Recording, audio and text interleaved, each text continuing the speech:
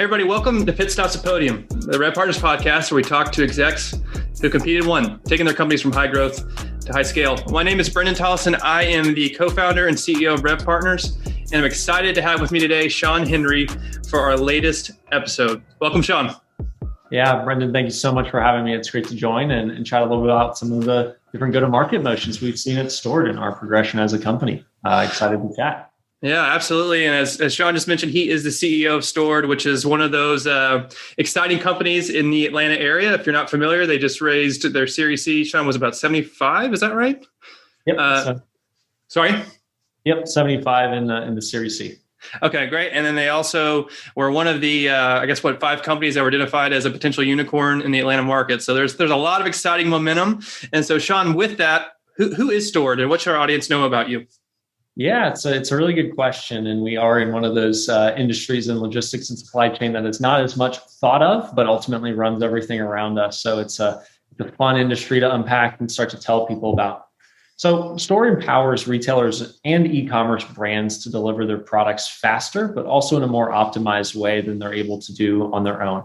And we do this by combining both an end-to-end logistics network across the United States of warehouses, fulfillment centers, trucks, and last mile providers, and the full stack software to manage that logistics network into one cloud-based and configurable cloud platform. That platform gives a company a prime-like logistics network that they can use really pay as you go to scale up and scale down from a startup to enterprise scale and compete on delivery standards, compete on costs in their supply chain and more. And at the end of the day, supply chain is a $200 billion industry in the US alone and over a $1.2 trillion global industry. And as consumers keep pushing the boundaries on how fast we want products overall, supply chains only keep getting more and more complicated. So Stored's really excited to shepherd some of these retailers and e-commerce brands we work with into a modern tech stack in their supply chain.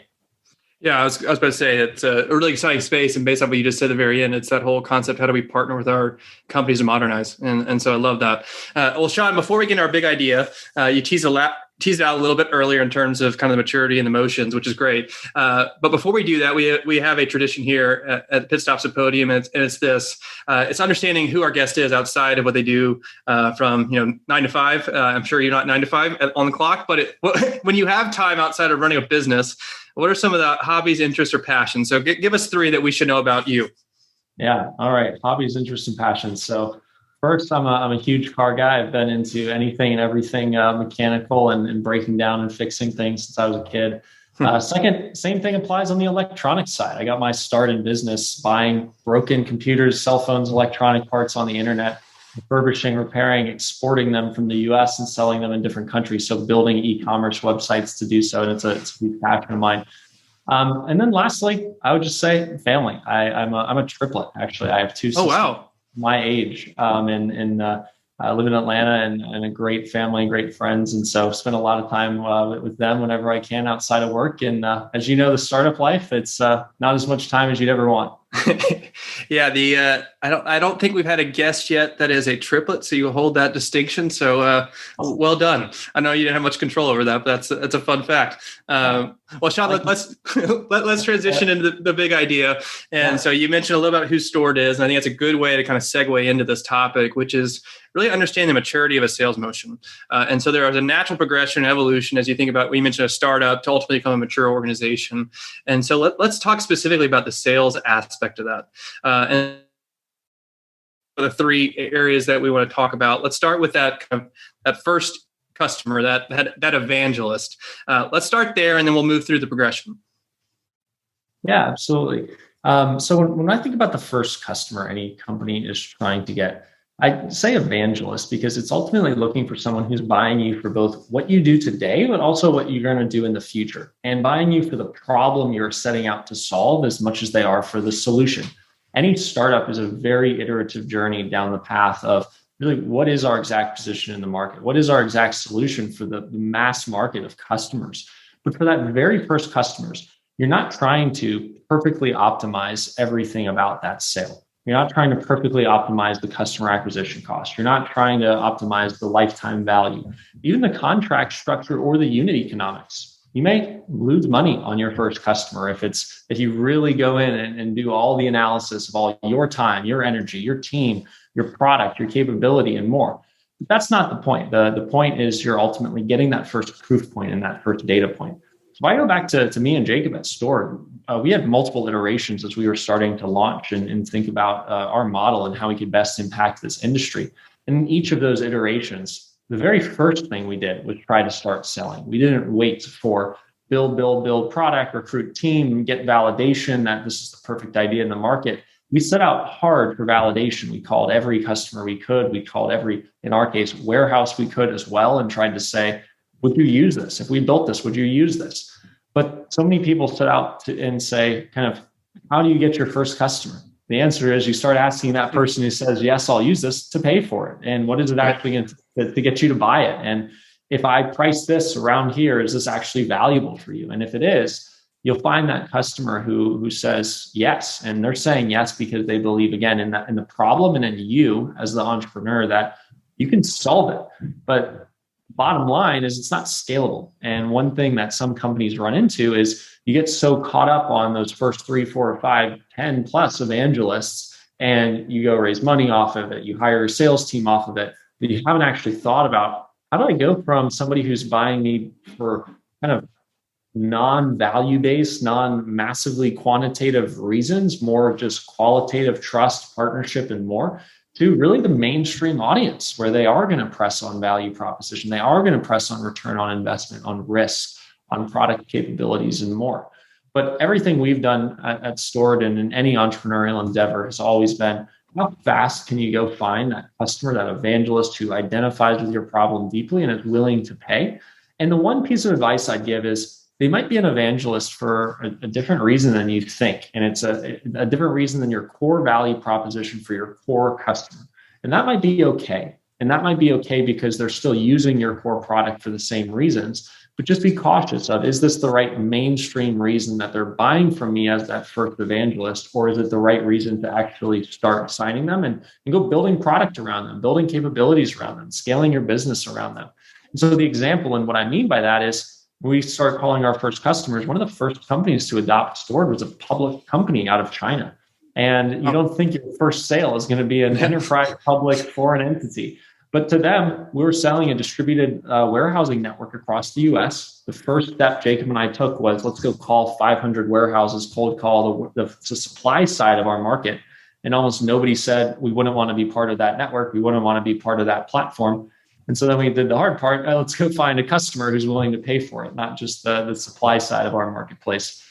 And so the value prop for that first brand from China was, it's really hard to know what the US footprint I should run for my logistics should be. You guys can be my professional partner who can help me decide, where should my nodes be? Should they be in New Jersey, Atlanta, Los Angeles? I'm on different time zones. I need software to monitor it. I can't take a very phone, paper, email-based process like a legacy company using their supply chain in the United States can. So that was perfect for that early adopter. But some of those reasons weren't necessarily kind of the mass market of why and who we were building for overall. And so I think focus hard on finding that customer that is going to be an evangelist, going to trust you to the end as a brand. That first customer is still a customer today, 5 years later, right, and really values the problem. But figure out, is it the exact problem the mass market needs? And don't get too sucked into just the demands of that early adopter, because their reasons for adopting are different than the masses, which we'll get to in a minute. Yeah, I really like that. And, we had a previous podcast guest who talks about value market fit and then moving to product market fit. And it's really consistent with what you just described. It's let's start with, is there what's the value? Is there a need? And then that can inform to what is our product market? We have an idea, but at least let's figure out the value before we get into product market fit. So let's talk about the next phase. So you've got an evangelist, or maybe it's a few, to your point. So what's next? Yeah. So next, not only do you really start scaling up the business and the operations, the product, and more against them, because now you have customers to serve, but it really comes time to interview customers, both prospects and those customers. Why did you buy? And go through the 5 evangelists you found, go through the 3 evangelists you found. Are those reasons consistent? But then go out to the market and find people who told you no. and actually ask them, why did you tell me no? And what would you be looking for differently? And some of those enterprises and mid-sized businesses who told us no the earliest on actually helped us refine our sales motion the most, because we realized, oh, what we're selling is too big of a package for you. It's too comprehensive of an enterprise transformation. Okay, how do we actually figure out a land and expand or a wedge and expand version of this so it's easy to consume value for us, so we can really rapidly build a sales cycle and a funnel around these customer segments? And so I think it's really diving deep on those reasons. It's figuring out, especially from your losses, how can you use those to go to the masses now that you have the base of the evangelists to build around. Then you start hiring salespeople. We had our first few customers. We got to a few $100,000 a year in revenue, and he said, okay, we can keep going, but if we're going to make this scalable, let's go hire salespeople. And I always advise people, especially on your first hires, a lot of times it is beneficial to hire 2 sellers if you can for your first pod, because it is a benefit. You don't know even what goals to set for that first seller if you've only had these evangelical sales. You haven't had real core go-to-market success in sales. You don't know how to run marketing ads and get a customer against it. You don't know the exact acquisition cost or sales cycle and time, or necessarily all the value propositions they're going to press you on throughout there. Your evangelist might sign up after they hear a price, a problem, an idea. Your actual mainstream first adopters, once you start selling and it's not just a founder sale, you have other people selling, they're going to press you a lot harder than you were expecting on what is the return on investment? What is the value proposition? Who are your competitors and how do you slot against them? And that's where you really start to refine. You're going to lose a lot. But I always say that to hire those 2 sellers at the same time, and remain a seller yourself as the founder, because it's the only way to really have multiple horses in the race and understand, okay, is this an individual data point, or is this the product? Is this my value proposition? Is this my sales motion overall? And it's once you start to see some success with those first sellers or 2 or 3 of, okay, I know that I can train them, I can onboard them, I can explain who we're going after, what our value proposition is, how they're going to buy it, how long it's going to take, and I can make this seller successful to go get the next one without me. That's really where you start to think about getting to that later and later sales motion. I would just caution everybody, though, that in my opinion, even still in that mid phase of your first sellers, it's not about optimizing the perfect metrics. It's about ultimately moving fast, getting validation, getting success under the belt, because the more success you have with those early sales, the more data points you have to optimize and learn from overall. And it really comes to that kind of third phase in my mind, which becomes the absolute most complicated, and why products and companies and services like yours exist, because you have to instrument really complex go-to-market motions and KPIs and more. But you use every data point you can in there, not only from the customers, but from the reps. Try to lean in and learn from those sales reps. What challenges are they running into on a daily basis?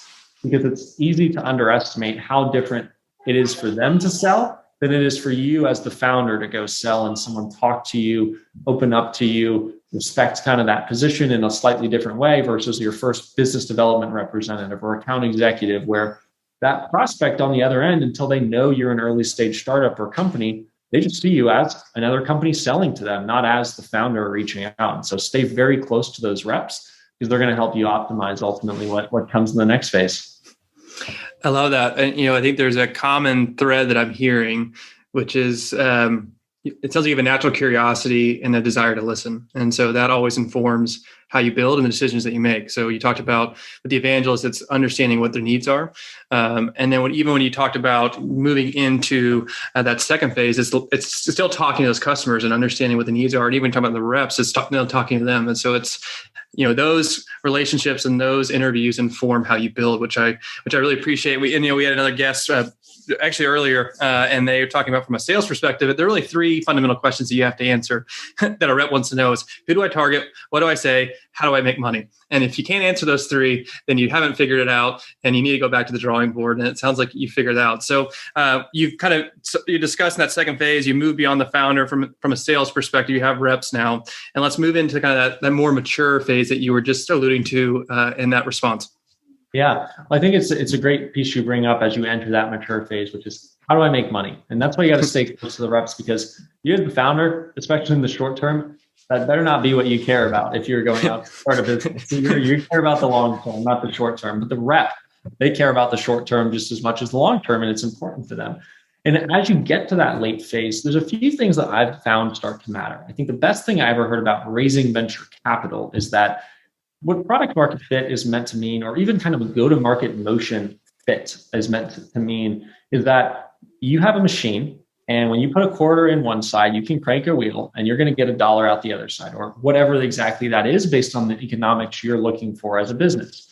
If you're still assembling those parts, it's very hard to go ask someone to hand you a really big bag of quarters to feed that sales and marketing machine and print a lot of dollars.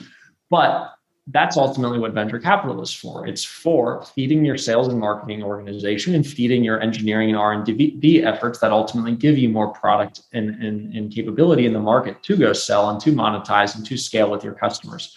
So as you get to that later phase, some of the things that I found mattered the most for us for raising capital, building a repeatable motion, and being able to forecast where we're going and do so in a high velocity way was first kind of rep onboarding and rep success. You want to understand, can I get that rep making money and successful? How long does it take them to make that first sale, but ultimately to pay back their salary was one of the important ones for us to learn early on, but then to pay back some reasonable ratio of investment and investing in a sales headcount. And what is the payback on them with a high threshold for return on investment? The second one was ultimately the most critical I found as you get to later and later is what we call at Store the magic number, which is ultimately your sales and marketing spend the quarter prior divided by your sales bookings the next quarter, burdened by your gross margins so you get to your true economics. If I'm putting $1 in last quarter, how many dollars am I getting out at the bottom line next quarter? And it's when you can find a really good balance of, okay, even with a gross margin burdened sales to marketing spend and success ratio, I'm getting 2x quarter over quarter or something like that. That's where you really start to see success. And you start to see, I need to accelerate this flywheel faster and faster and faster. And so what we've watched is not only does that kind of magic number, my kind of gut check on is my sales and marketing motion efficient, but also how does that efficiency scale over time? How does my quarterly sales bookings against my quarterly sales and marketing spend, are they detaching? That would be bad. Are they staying together or inverting where you're actually getting more efficient? That would be really good. And so I think you really need to watch those things and understand, is this a machine that I feel more and more confidence to go put more and more quarters in and more dollars in?